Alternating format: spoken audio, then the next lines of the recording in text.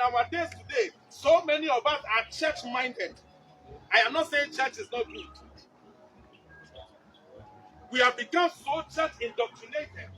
So much so that the tenants of the church when you mean now.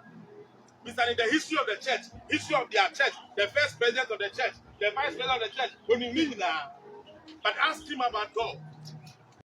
Some of us, we've been doing the things of God for so long a time, but when it comes to who is God, you wonder that you cannot answer that simple question. Who do you say I am? They could not answer. Hallelujah.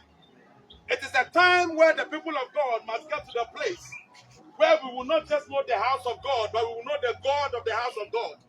Listen, we must not just know the house of God, but we must know the God of the house of God. The Bible said there was a man called Jacob on his way running from his brother to his uncle's house, Laban. He tarried at a place and then he slept on a stone.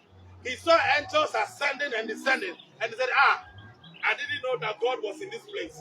He built an altar and called the place Bethel, which means the house of God. And the Bible said he had gone, even though he was a son of promise, even though he had carried in his prophetic destiny, great destinies, he could not manifest it. Because you see, at the time he was meeting his brother was more wealthy than he was. But he got to a place of contention when he saw the angels and began to contend with his destiny.